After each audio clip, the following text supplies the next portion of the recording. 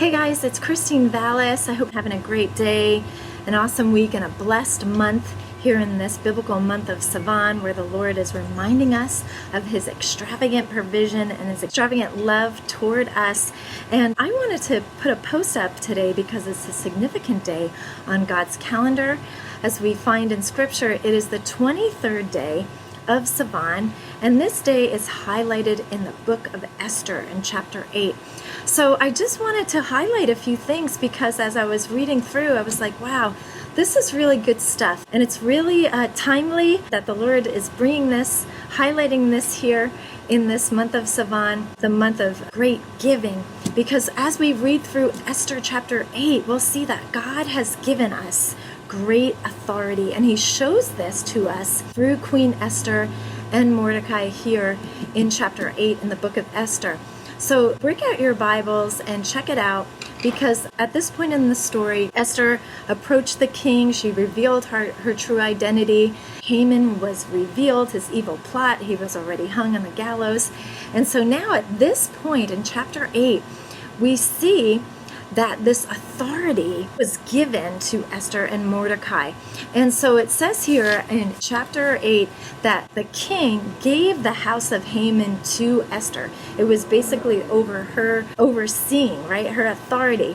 And then it goes on to say that the king took off his signet ring, which he had taken back from Haman, and gave it to Mordecai. Then it goes on through chapter 8, and we see that actually Esther approached the king again, and he again extended his golden scepter to Esther, which was that rod of authority. And she stood and rose before the king, and she said, well, if it pleases the king, and if I am pleasing in your sight, and if I have found favor, would you please revoke this action toward the Jews, because I cannot endure to see this toward my people.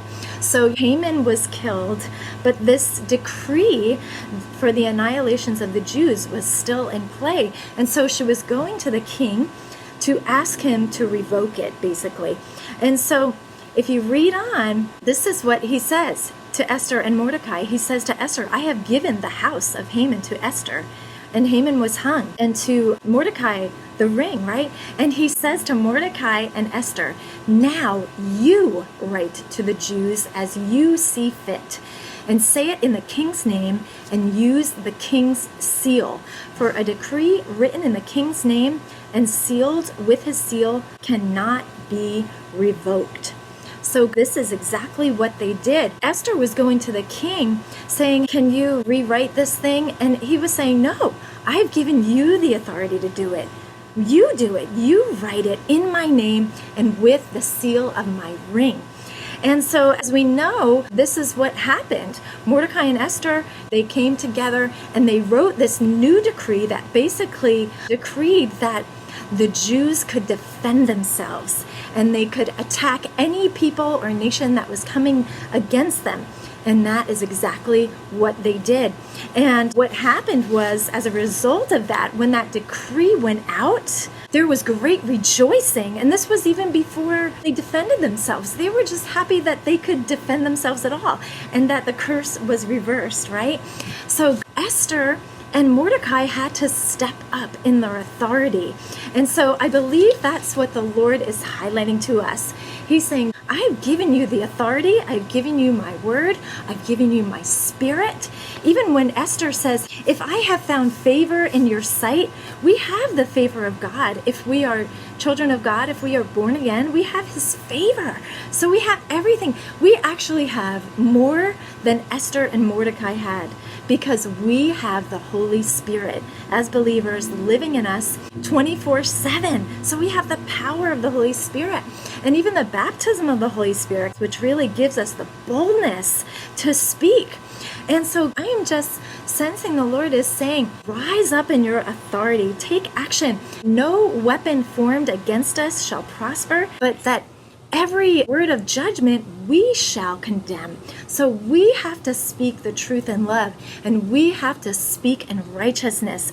Even I was thinking here in the month of Sivan, in biblical history, this is the month where his word was given, and this is the month where his spirit was given. So we have his word, we have his spirit, we have his favor, we have so much more than we think, and God is saying, use it for my good. And what happened was many people that were not believers, they were not Jews at the time, became Jews. They became believers because they couldn't believe what they were seeing, how God was acting on their behalf. You know, when we stand up and we speak up in boldness and in righteousness and in love, people are drawn to that, and they will want to know what gives you the boldness, what gives you the peace, what gives you the authority, what gives you the love, what gives you all this. And it's an opportunity to lead others to the Lord.